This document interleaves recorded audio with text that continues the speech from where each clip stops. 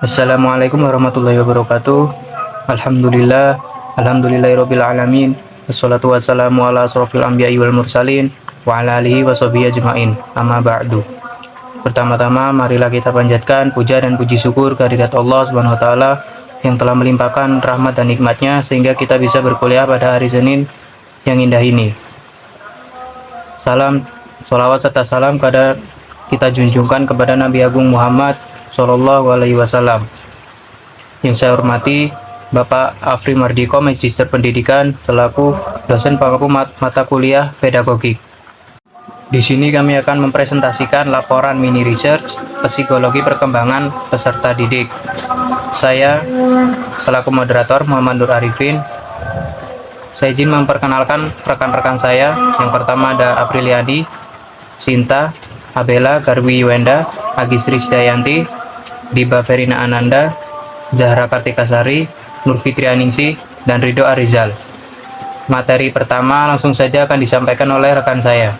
Materi yang pertama yaitu tentang pengertian perkembangan peserta didik dan perkembangan psikologi perkembangan peserta didik. Perkembangan adalah serangkaian perubahan progresif yang terjadi sebagai hasil dari proses pematangan dan pengalaman. Van den Daele menyatakan bahwa perkembangan berarti perubahan kualitatif, yang berarti bahwa perkembangan tidak hanya berarti peningkatan ketinggian atau peningkatan kemauan, tetapi juga proses menyatukan berbagai struktur dan fungsi yang kompleks. Menurut Neti Hartati dan kawan-kawan pada tahun 2004, perkembangan juga dapat diartikan sebagai perubahan yang dialami individu atau organisme menuju tahap kedewasaan, atau tahap kedewasaan yang terjadi secara sistematis, bertahap, dan berkesinambungan. Yang selanjutnya yaitu pengertian psikologi peserta didik. Psikologi memiliki banyak definisi. Psikologi berasal dari bahasa Yunani dari dua kata, yaitu psaik dan logos. Psikologi adalah ilmu tentang jiwa manusia, atau disebut sebagai ilmu jiwa karena logos, yang berarti ilmu. Santrok pada tahun 2011 memberi definisi bahwa psikologi sebagai disiplin ilmiah yang menyelidiki proses mental dan perilaku.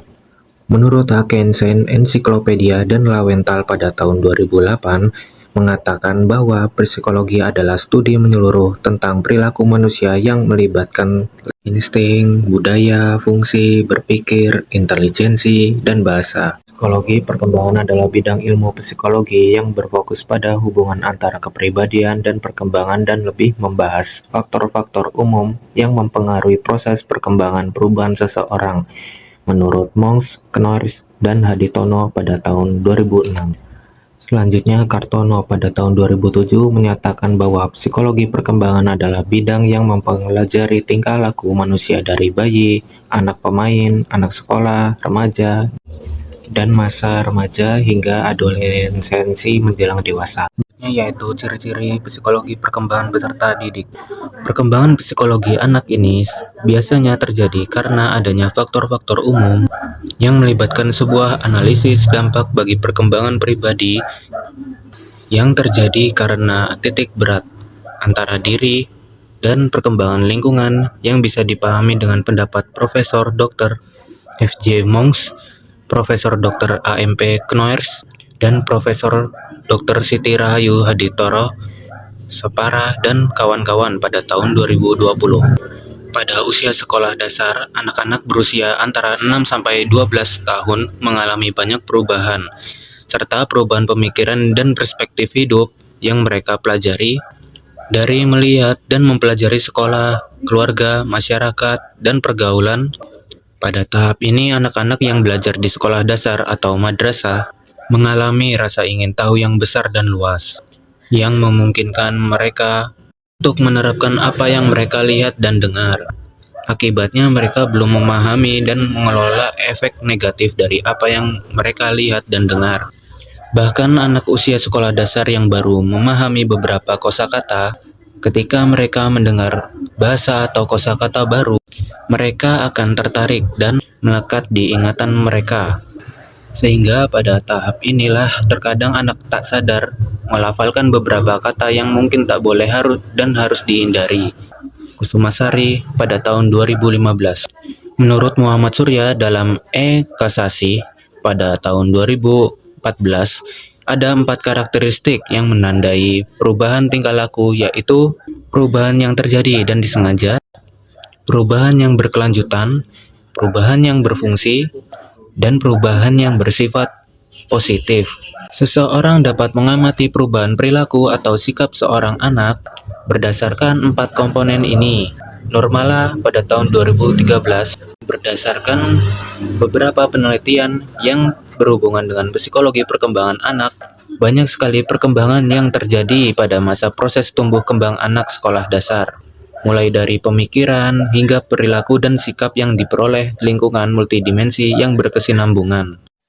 Perasaan yang mendukung atau menarik amal dan kesediaan untuk menanggapi tindakan yang diambil dan dilakukan menurut Susilawati tahun 2020.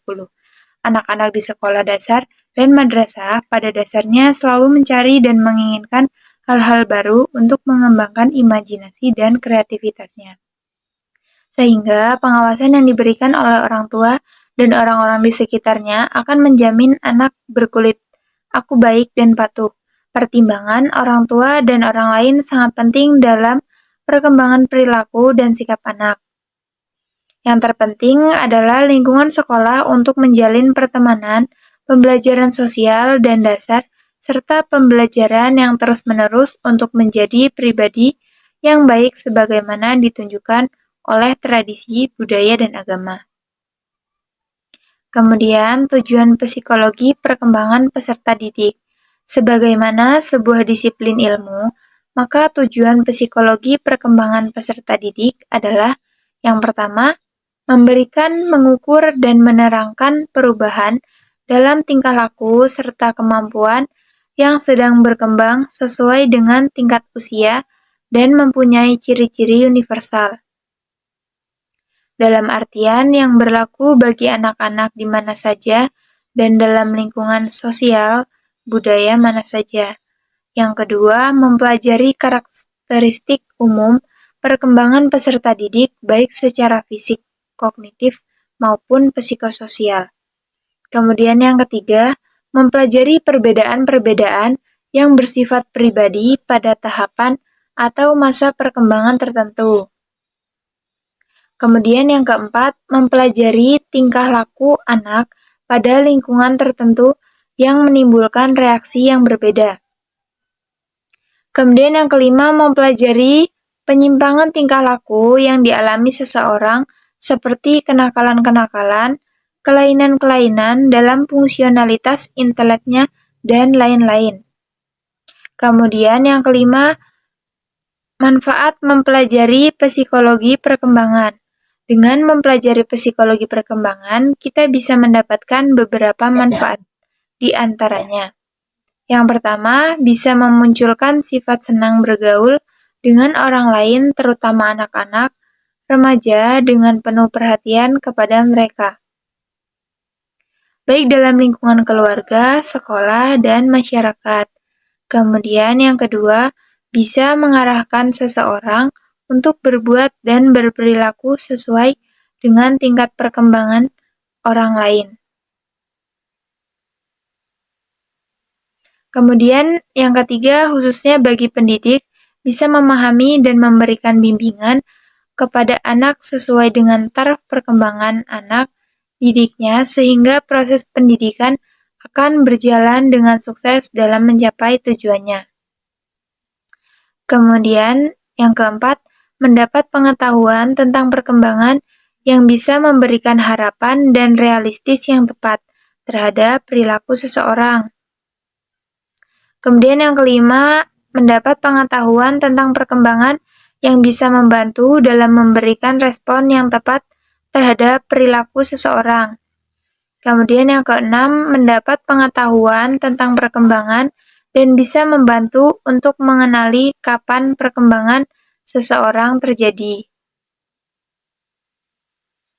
Kemudian yang ketujuh, membantu mendalami diri sendiri.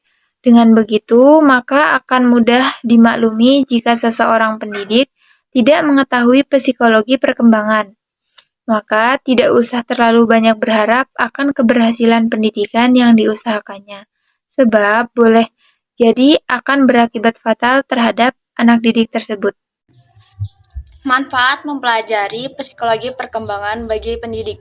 Yang pertama, guru bisa memberikan layanan, bantuan, dan bimbingan yang tepat kepada siswanya dengan menggunakan pendekatan yang relevan sesuai tingkat perkembangannya. Yang kedua, guru dapat mengantisipasi kemungkinan-kemungkinan timbulnya kesulitan belajar siswa tertentu. Yang ketiga, guru bisa mempertimbangkan waktu yang tepat dalam memulai aktivitas proses belajar mengajar bidang studi tertentu. Keempat, guru bisa menemukan dan menetapkan tujuan-tujuan pengajaran sesuai dengan kemampuan psikologinya. Materi selanjutnya yaitu tentang periodisasi perkembangan berdasarkan ciri-ciri psikologi. Periodisasi dikemukakan oleh beberapa ahli, yaitu Answorth Krons membagi fase perkembangan menjadi 3 fase, yaitu fase pertama, fase anak awal, itu pada umur 0-3 tahun. Pada akhir fase ini, terjadi tren pertama yang ditandai dengan anak serba membantah atau menentang orang lain. Yang kedua, fase keserasian sekolah itu pada usia 3-13 tahun. Pada akhir masa ini timbul sifat tren kedua di mana anak mulai serba membantah lagi, suka menentang kepada orang lain, terutama terhadap orang tuanya. Yang ketiga yaitu fase kematangan pada umur 13-21 tahun. Yaitu mulai setelah berakhirnya gejala-gejala tron.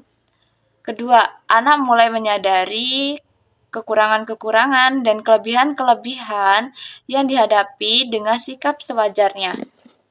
Konsta membagi fase perkembangan dari sisi pendidikan dan tujuan luhur umat manusia menjadi 5 fase. Yang pertama yaitu periode vital. Itu pada umur 0-1,5 tahun, disebut juga fase menyusu. Yang kedua, periode estetis. Itu pada umur 1,5 sampai 7 tahun, disebut juga fase pencobaan dan fase bermain. Yang ketiga, yaitu periode intelektual. Itu pada umur 7-14 tahun, disebut juga masa sekolah. Keempat, yaitu periode sosial. Pada umur 14-21 tahun, disebut juga fase remaja. Yang terakhir, yaitu periode matang. Periode matang itu pada umur 21 tahun ke atas, disebut juga masa dewasa. Materi selanjutnya yaitu tentang prinsip-prinsip perkembangan dalam psikologi. Prinsip-prinsip perkembangan dalam psikologi itu dibagi menjadi 9. Yang pertama yaitu perkembangan berlangsung sepanjang hidup dan mencakup semua aspek lain yang masih tersembunyi tetapi lebih jelas. 2. Setiap orang memiliki kecepatan dan kualitas pembangunan yang berbeda. Misalnya, kayak manusia memiliki kemampuan tinggi dalam berpikir dan menjalin hubungan sosial. 3. Perkembangan berjalan secara teratur dan mengikuti pola teratur. Keempat, perkembangan terjadi secara bertahap dan lambat. Kelima, pengembangan dimulai dengan pemahaman keterampilan umum dan diikuti oleh proses integrasi dan diferensiasi. 6. Biasanya setiap fase perkembangan individu terjadi, tetapi variabel tertentu dapat menyebabkan fase tertentu terjadi lebih awal atau lebih lambat. 7. Perkembangan bagian tertentu dapat dipercepat atau diperlambat sampai batas tertentu. 8. Perkembangan elemen tertentu berkoleksi dan sejajar dengan elemen lainnya. 9. Yaitu perkembangan laki-laki dan perempuan berbeda secara teratur dan dalam bidang tertentu. Materi selanjutnya adalah peran pendidik dalam konsep psikologi pengembangan peserta didik. Menurut Iskandar Mukti Amini, peran ibu dan ayah dalam tumbuh kembang anak adalah 1. menjaga kesehatan jasmani dan rohani anak. Yang kedua, menanamkan landasan budi pekerti yang baik. Yang ketiga, mendorong dan mengasuh. 4. Memberikan fasilitas yang terbaik bagi perkembangan peserta didik. 5. Menciptakan lingkungan yang aman dan nyaman yang mendukung tumbuh kembang anak. Oleh karena itu, dapat disimpulkan bahwa faktor yang besar pengaruhnya terhadap perkembangan peserta didik adalah lingkungan keluarga, meliputi kondisi ekonomi, budaya, dan ras, serta lingkungan tempat tinggal. Orang tua merupakan orang yang paling dekat dengan anak-anaknya dan mempunyai tugas untuk mendidik, menafkahi, dan melindungi anak-anaknya dalam hal etika, kedisiplinan, kepedulian, dan hal terpenting yang harus diperkirakan oleh orang tua adalah menanamkan keimanan dan ketakwaan pada anak-anaknya. Ajari anak Anda tentang agama sejak dini adalah landasan terbesar dan dukungan terkuat yang akan memastikan bahwa anak kita tidak terkena dampak negatif globalisasi. Memberikan perhatian kepada anak pada setiap tahapannya tidak boleh diabaikan, karena jika anak mendapatkan perhatian yang cukup, maka pada suatu tahapan tertentu, maka perkembangan psikologi anak akan terhambat. Kesimpulan materi di atas adalah psikologi diartikan sebagai ilmu yang menyelidiki dan membahas tentang proses jiwa atau mental dan perbuatan atau tingkah laku. Tingkah laku yang dimaksud adalah suatu aktivitas yang meliputi proses berpikir, emosi, dan pengambilan keputusan. Pengembangan keputusan suatu proses tertentu, yaitu suatu proses yang menuju ke depan dan tidak dapat diulang kembali. Dalam perkembangannya, manusia terjadi perubahan-perubahan yang sedikit banyak bersifat tetap dan tidak dapat diulangi. Perkembangan menunjukkan pada perubahan-perubahan dalam suatu arah yang bersifat tetap dan maju. Baik, itu saja presentasi dari kelompok kami. Jika ada kesalahan, saya mohon maaf. Kepada Allah, saya mohon ampun. Wabillahi taufiq wal hidayah. Wassalamualaikum warahmatullahi wabarakatuh.